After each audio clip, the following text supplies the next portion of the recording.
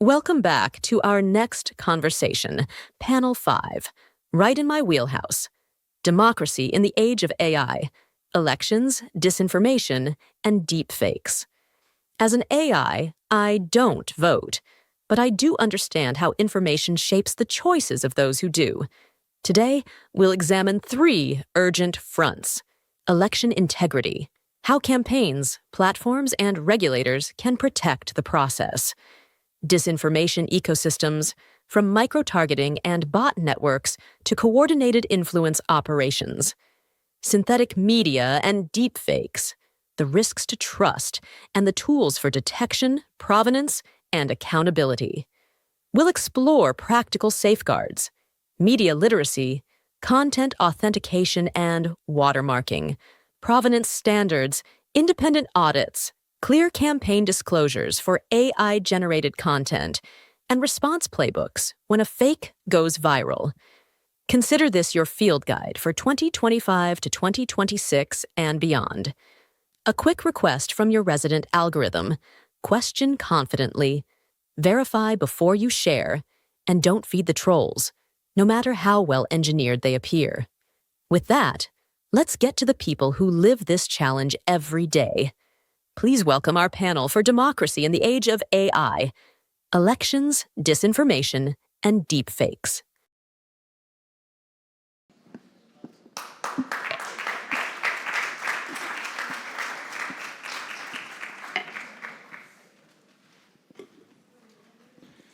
Buenas tardes. Me dijeron que mejor usar una mezcla de inglés y español, tal vez para confundir a los traductores. Entonces empiezo en inglés y de ahí voy a español. Thank you everybody for being here. I'm keenly aware that we are the final panel in what has been a fantastic summit and forum. And it's been a long week, so I'm going to start up here and then I'm going to transition over here to try to keep this dynamic. Thank you everybody for being here. Thank you to the sponsors of this forum. Thank you for our panel for being here. Again, I know we speak right before President Ferrandiz, so I'm going to speak very quickly and then hand it over to our experts who will move this conversation. I will reserve also 10 minutes at the end for audience questions, or roughly 10 minutes. I'm impressed with how efficiently we've moved through all of this. It's rare that when you're at a forum, the panels actually end on time, so I'll aspire to do the same. Before I do an introduction of our panel, I want to start with some definitions, because this panel is going to cover some technical concepts, and I want to make sure that we're all on the same page as we move through the content.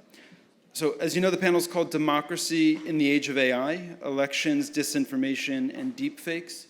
So when we're talking about deepfakes here, we are broadly referring to the GAO definition of the term, which describes a deepfake as a video, a photo, or an audio recording that seems real, but that has been manipulated with artificial intelligence.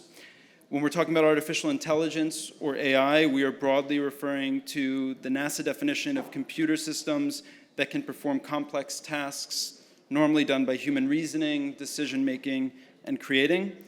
And when we're talking about misinformation and disinformation, we are broadly talking about the terms as defined by the American Psychological Association, where misinformation means any incorrect information that is shared without the intent to deceive, whereas disinformation is understood to be false or misleading information shared with an intent to mislead, confuse, or deceive. Now that we're all on the same page, I'm going to transition quickly to introductions, and then again, we'll move into the panel conversation. So our first panelist is Raul Rodriguez Ferrandiz. He's a professor en el Departamento de Comunicación y Psicología Social de la Universidad de Alicante in España, and is the author of the book Desinformation y Poder, Alquimias de la Persuasión. Anya Schiffrin is a senior lecturer in the discipline of international and public affairs. She's faculty co-director of the Technology, Policy, and Innovation concentration at Columbia University's School of International and Public Affairs. She is a leading thinker and commentator on AI and publishing, on media sustainability, as well as on disinformation and media impact. And finally, virtually, we have Roberta Braga, who is the founder and executive director of the Digital Democracy Institute of the Americas, which is a nonpartisan, nonprofit organization dedicated to strengthening a healthier internet for Latinos in the US and Latin America through research, capacity building, and policy. In 2023, Roberta was named one of the top 50 women in cybersecurity Americas by Latinas in Cyber and WOMCY. Okay, I'm going to transition now to the couch.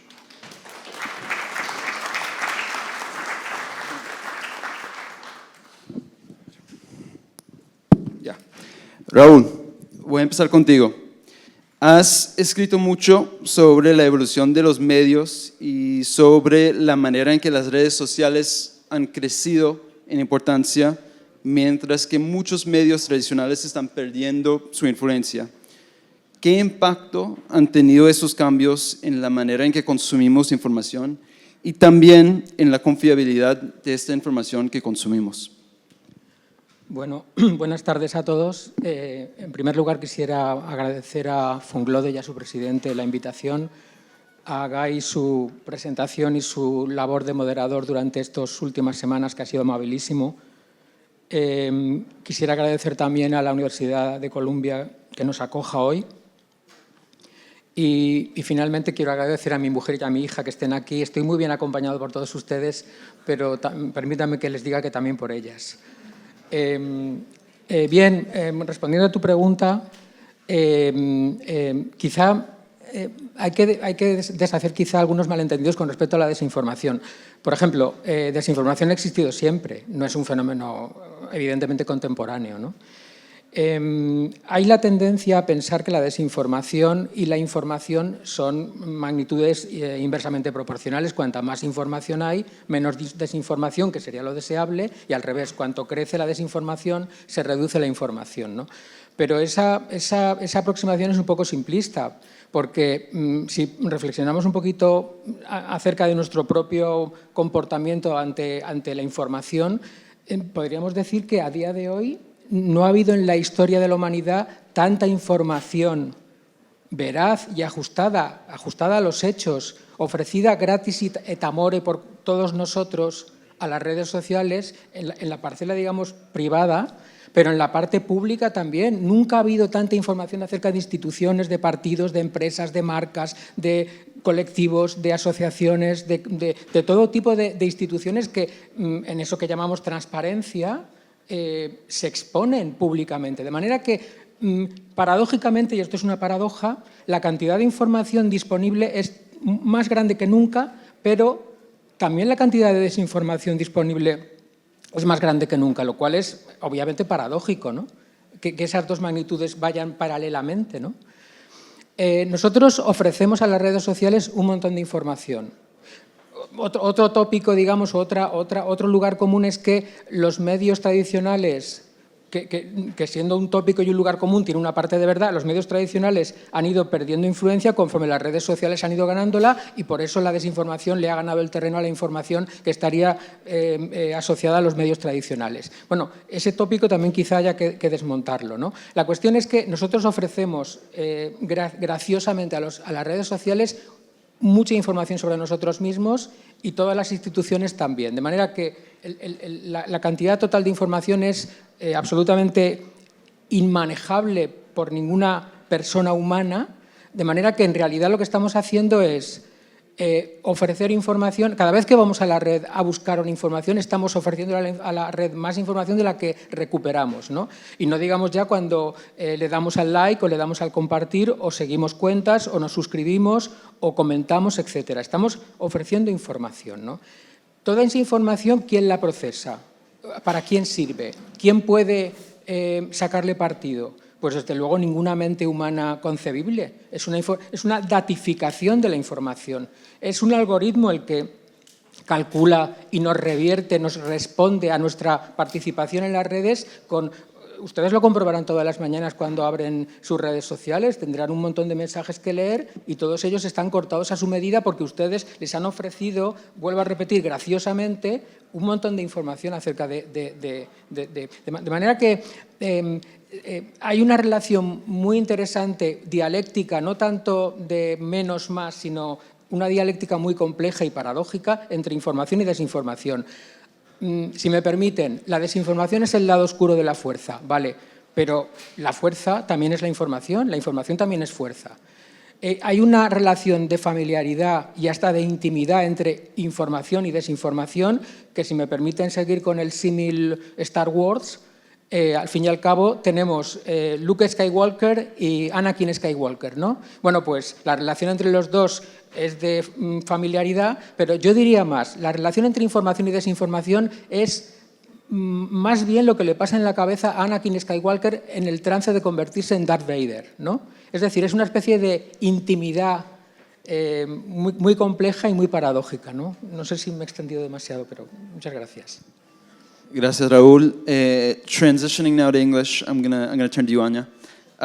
You recently penned a piece entitled "AI Can Undermine Democracy. Here's what the G20 should do about it," where you argue that because AI has become global cooperation on norms and rules is urgent and essential.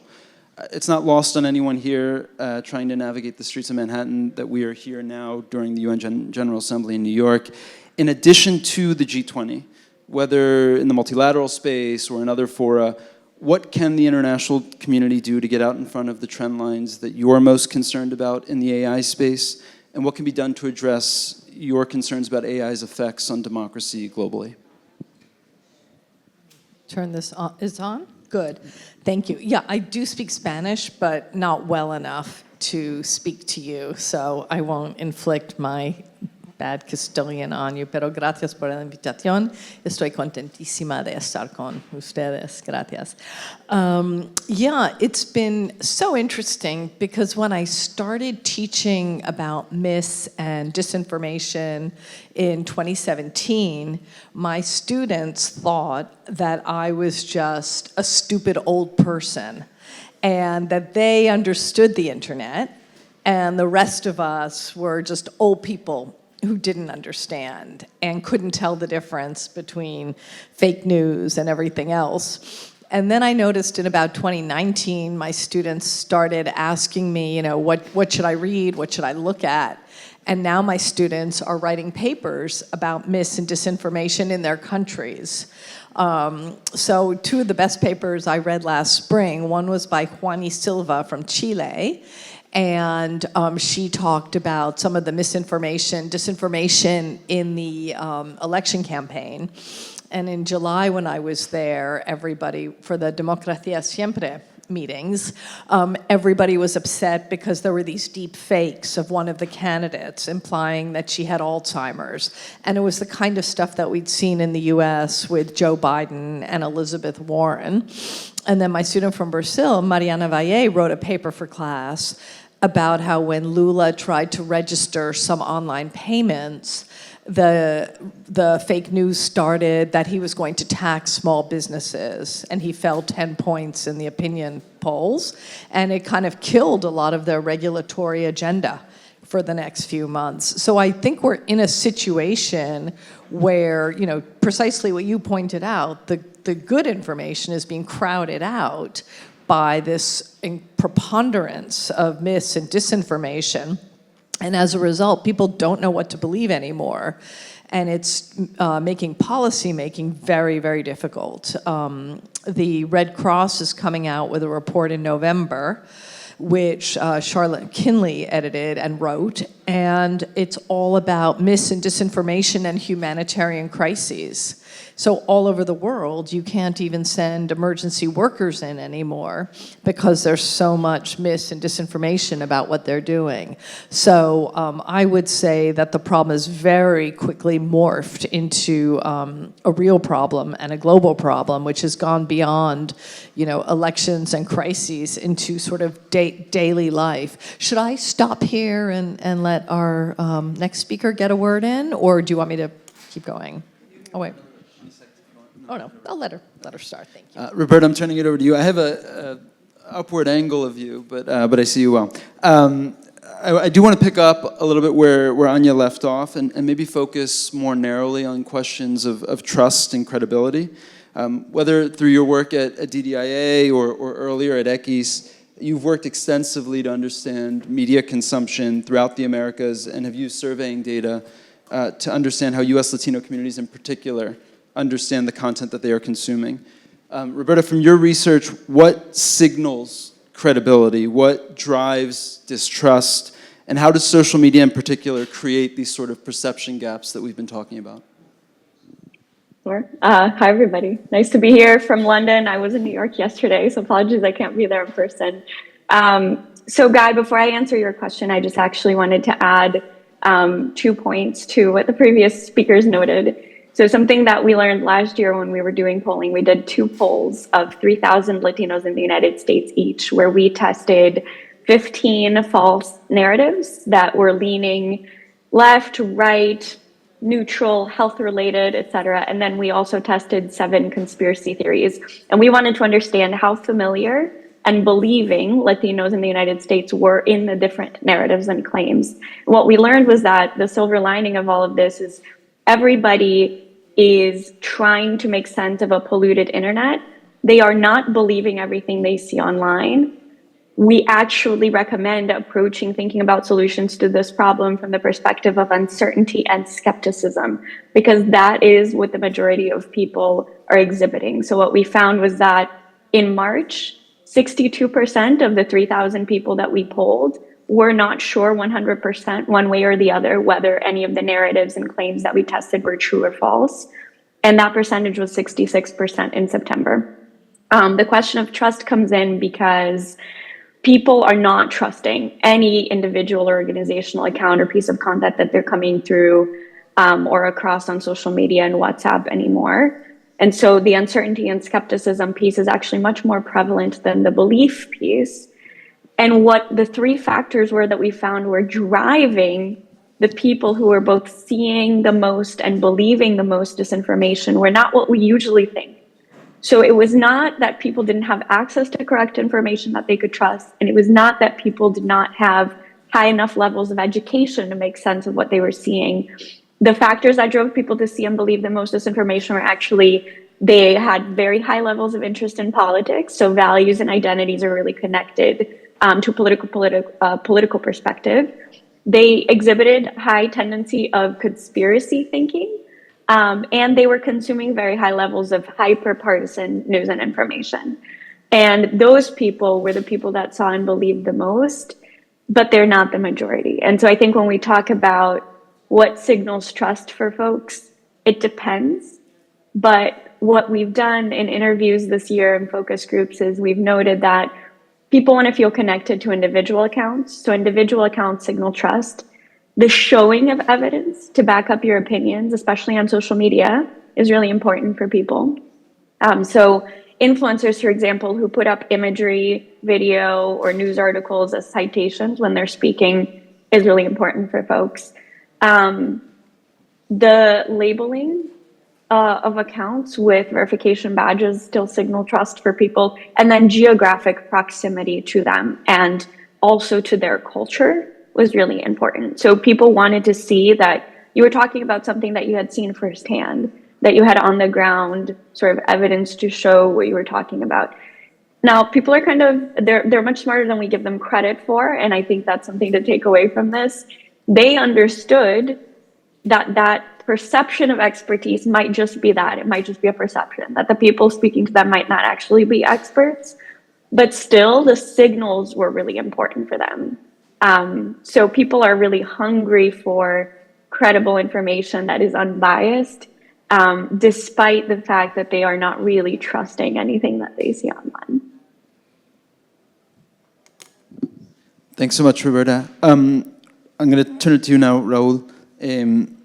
Tú has escrito más sobre la dimensión económica de la desinformación. ¿Qué impacto han tenido los factores económicos en el crecimiento de lo que se llama fake news y los usuarios que lo producen globalmente? Bien, he escrito sobre la dimensión económica de la información, pero no en términos cuantitativos. Yo manejo los datos que están disponibles, pero no los produzco. Y sería irrespetuoso e insensato hablar de economía de la desinformación ante profesores de la Universidad de Columbia que han trabajado sobre el tema. De manera que yo lo que hago, yo estudio semiótica y me interesa la dimensión simbólica de la economía asociada a la desinformación. Y una de las cosas más sobresalientes de la desinformación, casi siempre que se habla de desinformación se incide en la dimensión ideológica, política, partidista de la desinformación, pero la desinformación tiene una dimensión obviamente económica, que es la misma que ha tenido el sistema de medios en todo el mundo, en cualquier democracia liberal. Los medios han estado financiados por la publicidad, ¿no? Por los anunciantes. Bueno, ¿por qué la desinformación no tendría que estar financiada por la publicidad? Podríamos pensar, ¿no? Y de hecho, el algoritmo que asocia en la propaganda computacional y en la publicidad que recibimos en las redes sociales cuando nos metemos en una página web desinformadora, el algoritmo que asocia un contenido, por ejemplo, hiperpartisano y que contiene desinformación, y una marca y un anunciante, y nos lo ofrece en el mismo lote visual, ese algoritmo es inmune absolutamente a la distinción entre verdad y falsedad. Es decir, por las mismas razones por las que al consumir una noticia en un medio legítimo tradicional recibimos publicidad asociada, porque el algoritmo detecta nuestro interés por ese contenido y por ese medio en concreto que consumimos y ha detectado nuestro interés previo por una marca a la que hemos seguido o a la que o el producto que hemos buscado. Esa asociación se produce también con la desinformación, ¿no? Entonces, eso es uno de los efectos más perniciosos de la desinformación, que la publicidad nos persigue allá donde quiera que vayamos en la red, incluso en aquellas páginas hiperpartisanas que comunican informaciones falsas, ¿no? De manera que en publicidad hemos hablado muchas veces desde hace años de greenwashing, ¿no? Cuando un anunciante que contamina hace una publicidad friendly con el medio ambiente. Y hemos hablado de pinkwashing. Bueno, pues el efecto global de la publicidad sobre la desinformación es una especie de adwashing, ¿no? Es decir, de la misma manera que cuando vemos una fake news que ha sido fact-chequeada por un fact-checker, por un verificador de noticias, pone bulo encima, el hecho de que aparezca un anuncio publicitario en una noticia falsa, digamos que está legitimando hasta cierto punto ese anuncio. No es tanto que el anunciante pueda perder reputación por asociarse a una noticia que puede finalmente demostrarse como falsa, sino más bien se produce el efecto contrario, que el anunciante está legitimando en cierta manera la viabilidad de la noticia, aunque sea falsa, ¿no? Una especie de ad check, ¿no? Como si la publicidad estuviera poniéndole un sello de calidad a la noticia falsa, ¿no? Ese es uno de los efectos más perniciosos y la forma que se me ocurre más rápida y quizá extremada de expresarlo es que la mentira esté patrocinada. Es uno de los efectos más perniciosos de la desinformación, ¿no? Me parece. Gracias, Raúl. I'm going to put the translators to work again as I switch to English. Anya, I want to touch on another piece of the economic puzzle that I know you've spoken about, namely the economic pressures that traditional media face today, and how those pressures have forced many of those outlets to evolve or even shut down. And I know you've also spoken about kind of how that forces a sort of creativity for those traditional outlets. Can you speak a little bit to how you see traditional media evolving in the coming years, and what impact, if any, that might have on the subject matter of this panel? Yeah, absolutely. So my dissertation at the University of Navarra was on solutions for mis and disinformation. And I made a very simple framework, which was I divided the solutions, or fixes, because it's not solvable, into what I called demand and supply side. And countries like the United States that don't want to regulate, and I hope we can talk about how destructive Trump is being for the information ecosystem, maybe later in this panel, have put the onus on the individual. So the idea is it's your fault, you shouldn't forward, you should be careful, don't send out something stupid. So in the US, we really believe very much in the kind of demand side solutions. And then there's two parts of supply side. So one would be blocking the bad stuff, which is what, in its extreme, China or Vietnam does, right? Just total censorship. Or you can have a sort of respecting human rights while still blocking the Digital Services Act in Europe. And then the final part of supply is making more of the good stuff. And so journalists really believe that they're crucial to the sort of battle against mis and disinformation. And they have tried in many, many ways to adapt their business models, build all your points about trust, build trust with audiences, engage with audiences. But really what's happening is that the platforms have taken the revenue from the journalists, and now the OpenAI companies are as well.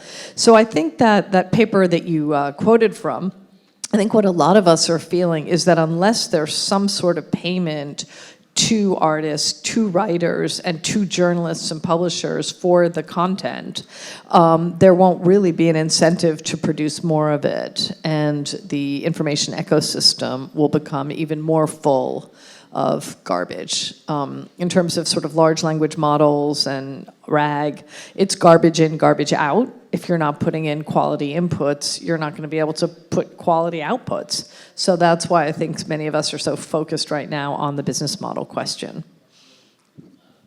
Thanks so much, Anya. You mentioned, Anya, blocking the demand side in China in particular, and that's a bit more on the kind of the censorship piece of it. I want to turn a little bit to Roberta now and talk about some of the exporting, if you will, of disinformation. And we have seen over the years a more kind of coordinated, systematic disinformation campaigns, sometimes driven actually and amplified by state media. And I'm thinking in particular now of RT or Xinhua. Roberta, do you want to speak a little bit to what you've seen in terms of foreign state actors spreading mis and disinformation, which tactics you've seen as penetrating the most, and what we might fear about this? Again, the title of this panel is also looking at elections, so what we might fear about this in the lead up to elections throughout the Americas? Yeah, absolutely. So foreign state actors are just one of many players in our polluted information environment. And the point I wanted to make here is that, and again, with a silver lining, I guess, I'm trying to be optimistic in the work that we do. A lot of the meta-narratives, which we refer to as being like the larger stories that are told that can be false or misleading. For example, that elections are fraudulent and can't be trusted, or that immigrants are ruining the fabric of our society. Those meta-narratives tend to get recycled between countries and contexts often, and between election cycles. So they're very actually predictable. What usually changes are the claims that get repeated to underpin those larger stories. And even those are very predictable. If you go on our site, you'll see that we've actually identified them per topic area. So for example, in election fraud narratives, you often hear that dead people are voting, or that non-citizens are voting, or that the delay at a polling place is evidence of larger, widespread fraud. Like those things don't tend to change that much. Actors like Russia and others recognize that, and they use the division in the domestic debates to amplify their own positioning and their own meta-narratives. The manipulation tactics are also something that tend to get recycled. One of the leading thinkers in our space is Ben Nimmo. And way back when I first started working on this, when I was at the Atlantic Council, he coined what he called the 5 Ds of disinformation. At the time it was 4, but a 5th got added on. And it was to speak to manipulation tactics that Russia was using that we now recognize a lot of different actors use. And disinformers use. And the 5 Ds, if you walk away with this, I think this is a helpful framework for predicting what you might see online. Dismiss, distort, distract, dismay, and divide. Almost every piece of content that you come across online, if it's disinformative, it might be laced with one of these manipulation tactics. And Russia and other foreign state actors have gotten very good at embedding those manipulation tactics into content.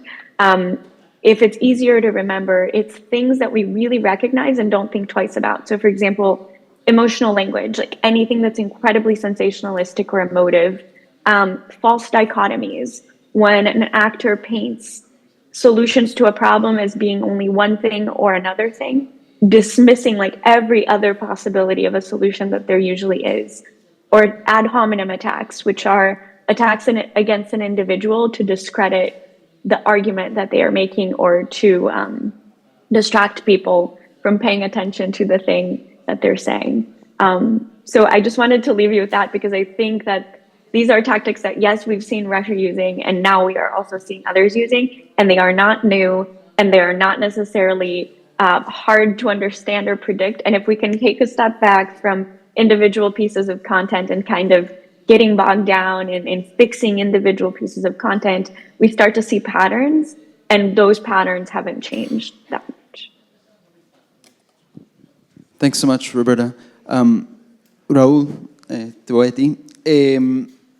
Recuerdo ayer hablamos sobre el tema de fact-checking y la importancia de fact-checkers. Y recuerdo también hace unos años cuando yo estudié el tema muy intensivamente, había mucha más inversión en el tema de fact-checking. En tu libro Desinformación y Poder, analizas los daños colaterales de la desinformación sobre el ecosistema de medios en general y también pues reflexiones un poquito sobre la necesidad de proponer estas medidas correctoras, incluso el fact-checking y la supervisión de los algoritmos de búsqueda. ¿Nos puede contar un poquito sobre los fenómenos tecnológicos que más te preocupan y cómo combatirlos? La alusión al fact-checking es muy interesante porque lo que hemos vivido en los últimos años, en el último año, quizá año y medio, es una desconexión de las redes sociales de los acuerdos que tenían vigentes con fact-checkers en Estados Unidos, con Snopes, PolitiFact, etcétera, y que permitían etiquetar las noticias, no censurarlas, sino etiquetarlas como noticias susceptibles de alguna revisión o alguna precaución por parte del lector, ¿no? Esos acuerdos se han roto desde que Elon Musk llegó se compró Twitter y se convirtió en X, y luego Zuckerberg hizo lo mismo en su empresa, ¿no? De manera que los fact-checkers están de capa caída y quizá una medida correctora sería reconectarlos, ¿no? En cuanto a los daños colaterales de la desinformación, ya he mencionado varios y me parece que hay uno que suele pasarse por alto y me parece que es crucial. Vamos a ver, cuando se habla de desinformación se suele hablar de los daños que causa la credibilidad o la credulidad, si vamos más con palabras gruesas, sobre noticias falsas, pero el daño colateral que provoca la desinformación es la incredulidad a noticias verdaderas. Se produce un efecto, un daño colateral que es casi dramático, ¿no? Que nos creamos noticias falsas es muy malo, porque eso condiciona nuestra actitud política, nuestro ejercicio de nuestros derechos civiles, etcétera, y nuestro voto en las elecciones. Vale. Las noticias falsas finalmente son desmentidas, pero el daño que se hace a la confianza en la información, tanto en las redes sociales como en los medios tradicionales, que se le hace con la desinformación es ya digo, dramática, ¿no? Voy a poner, ya que el panel estaba dirigido también al deepfake, voy a poner un ejemplo escalofriante de deepfake que sucedió hace unos meses solo.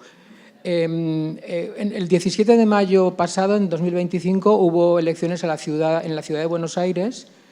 2 días antes, es decir, en plena veda electoral que se llama allí, es decir, lo que en España llamamos jornada de reflexión, se difundió un vídeo en el que aparecía Mauricio Macri con su rostro y con su voz y con su expresión y con su gestualidad absolutamente copiadas, diciendo a través del vídeo de YouTube que habían decidido bajar, como dicen en el español de Argentina, bajar la candidatura de su candidata del partido PRO, porque habían visto que el kirchnerismo amenazaba con llevarse el control de la capital y que, por lo tanto, los votantes de su partido PRO que votaran a La Libertad Avanza y al candidato de Milei que se llamaba Manuel Adorni. Eso lo decía mirando a cámara con una naturalidad escalofriante, y eso 2 días antes de las elecciones, ¿no? Eso es un deepfake, pero el hecho de que haya gente que se haya visto engañada por ese deepfake no nos puede hacer olvidar que ahí fuera están pasando cosas y que hay vídeos y audios y fotos que siguen siendo reales y que nos tendrían que doler como puñales, ¿no? Muchas de las noticias que están pasando ahí fuera en este momento y siempre, ¿no? Entonces, la desconfianza ante las noticias auténticas es el daño colateral más pernicioso que veo yo, ¿no? Y al fin y al cabo, ¿cómo se explica? Pues siempre se nos ha hablado de la importancia del sano escepticismo con respecto a la información y al pensamiento crítico, pero esto es cruzar la línea hacia el cinismo más absoluto. Y ese es un daño difícilmente evitable, como en su momento, y esto no es nada nuevo. No sé si hay algo nuevo bajo el sol, pero desde luego esto no es nuevo. Hannah Arendt en los años 60 ya advertía en Verdad y Política acerca del daño que hace la mentira, no por ser mentira y por estar en contra de la verdad, sino por un absoluto escepticismo que deriva en cinismo con respecto a las noticias, ¿no? Gracias, Raul. I want to transition now to sort of the solutions section of the panel, and then we're gonna open it up for questions. Anya, I want to maybe use Raul's mention of Twitter as a sort of pivot point, because I know you've spoken a lot about how big tech globally has lobbied against sort of regulations that might attempt to shape platform behavior.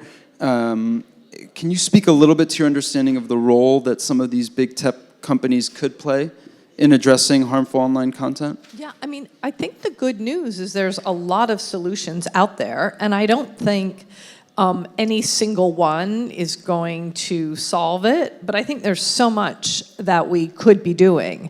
For starters, I think that, I mean, you've talked a lot about the susceptibility. It's clearly not just about information, right? I mean, what makes trust has to do with a lot of other things. So income inequality, general polarization. You know, I don't think journalism alone or information alone is going to sort of solve the difficult times that we're facing.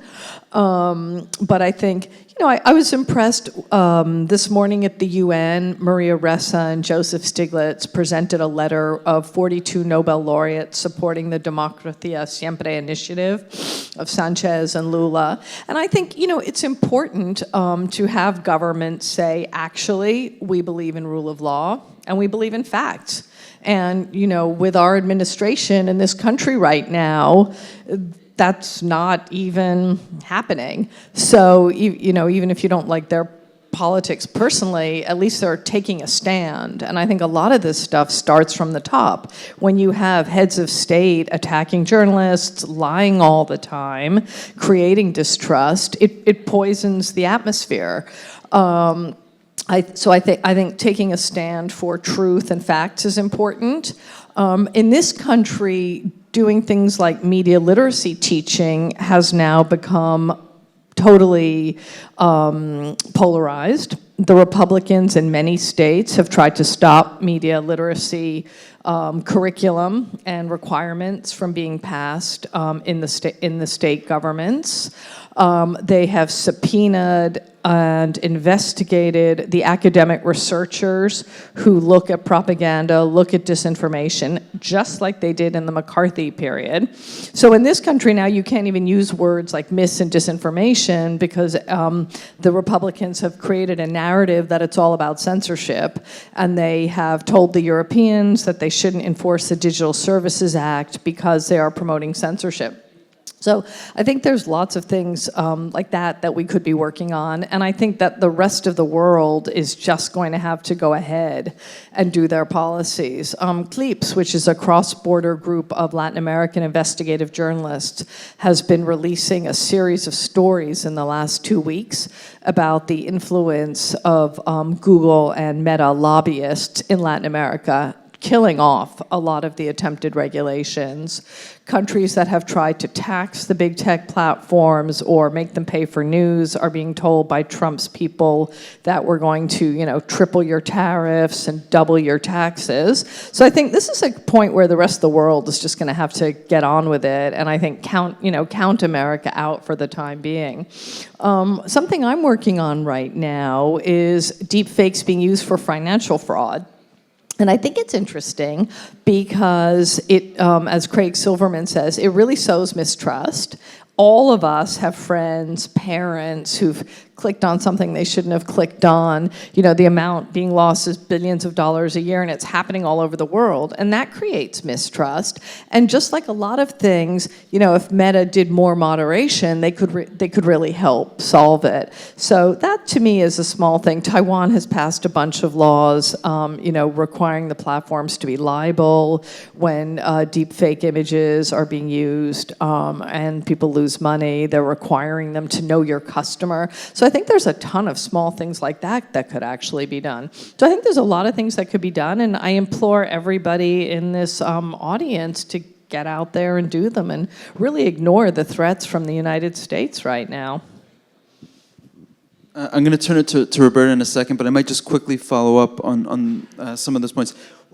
Is there anything that gives you maybe some hope or some optimism? Do you see, I mean, you mentioned the Taiwan example, but do you see, even in the US, do you see examples, or maybe not in the US, do you see examples of folks taking courageous stands? You see the platforms changing their behavior ever slightly?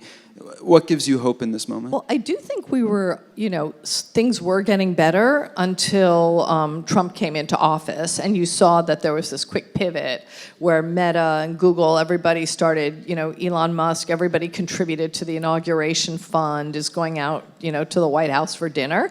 So I think that the pressure from the EU and from civil society and, you know, and from government was sort of nudging the platforms, and I think now they're having a great time. I mean, Elon Musk and X, I think, was the first when he started ignoring everything that the EU was doing and refusing to cooperate. I mean, that's a situation that we're seeing in places like South Africa before their elections, when some of the human rights groups wrote to, you know, Meta and Google and said, what are you doing to safeguard the elections? Some of the platforms didn't answer, and the other one said, we don't have to answer to you. You know, we don't have anybody in your country, and you have no control over us. So, sorry, you asked for something helpful. So no, I think right now we're in a place where the platforms are enjoying themselves, and they've got, you know, they're closely aligned with government. But I think, you know, I think in general regulation can be important because I think it's a nudge. And some journalists are saying, you know, maybe all this garbage out there, I mean, we're sort of going back to the Middle Ages where you only trust somebody you know. I mean, the whole point of universities and journalism and science was that you could actually have like systemic institutions that you could count on, and this is all being dismantled. So maybe, like the end of the 19th century, people will get tired of all the garbage and they'll start seeking out quality information. So maybe that's what I'm hopeful about. That's a note of hope. Roberta, I'm going to turn it to you. I'm going to ask a similar question, but maybe tack on to that. Anya mentioned media literacy. I know you've studied that, and I know whether at ECIS or DDIA, there have been various interventions that you've been a part of in the media literacy space. Can you speak to what strategies around the world that you've seen that have been the most effective in terms of addressing the rising tide of harmful online content? Yeah, so oftentimes when we're talking about solutions to online harms, we approach it from the perspective of invest more in X and less in Y. And what we found is that all of the solutions that we've long talked about, verifying facts, fact-checking, pre-bunking or inoculation, which is exposing narratives or manipulation before they happen so that people can recognize them when they see it online, teaching people about civics, teaching people how to analyze narratives in a critical way, like all of that works. And what we need to focus on is for whom does it work and to what extent. So for example, in our study, a person that believed 1 in the 15 false claims narratives that I mentioned, for that person, a fact check would be perfect. But for a person that believed 14 of the 15 false narratives or claims, a fact check would not work at all. That person probably needed some sort of depolarization exercise, or, you know, to make a friend on the other side of the political aisle or something. But what we need to definitely put more money into is, I think, targeting behavior and understanding where people are in that cycle of familiarity and belief. I would also say this is complex because you're not wrong that disinformation and misinformation have been politicized. What has also happened is that actors spreading misinformation or disinformation have gotten really good at going beyond something that is outright able to be called false. So often what we see more of is a grain of truth that gets massively decontextualized to advance a specific perspective or to get you to feel a specific type of way. And often in that, and I know this was brought up earlier, there's a lot of very valid concern underpinning that. So for example, in the Latin America context, in the Brazil context, for example, we have a history of corruption.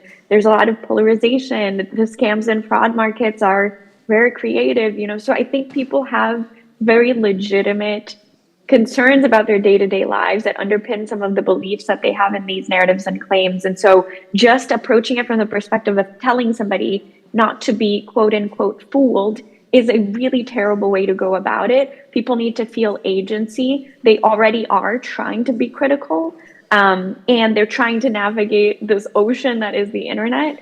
So not only do we need to, I think, invest more in all of the solutions and then target them better, I also think we need to focus on more information ecosystem focused solutions and less content specific solutions. So for example, last week we launched a study on what makes content stick for Latinos and Latin Americans. We'll do briefings next week, but it essentially kind of dug into what is it that grabs people's attention when they are passively scrolling? What do people like to see when they are actively searching? And so there are a lot of other dynamics to focus on. For example, Latinos are increasingly using ChatGPT and Grok and other bots to do deep search, to aggregate and summarize information that they would have found on Google before, and to verify information more quickly. And so what does that mean, right? That the future of search is changing and the future of the internet is changing. I think we need to do a lot more research around the information ecosystem as a whole, and how different people are engaging with different things. Thanks so much, Roberta. I mean, I think what I'm hearing from all of our panelists, and it's covered kind of the full breadth of what we've discussed at this forum, the correlation between some of the online harms that we're talking about and polarization and the health of our democracies and international cooperation. If we are to work on those things, that too gets at some of the threats that we're talking about here. I know we have about a minute or two, so I want to open it up for maybe one question in the audience, if there is one. And if not, we can transition to President Ferrandiz. Going once, going twice. Okay, with that, thank you to our panelists.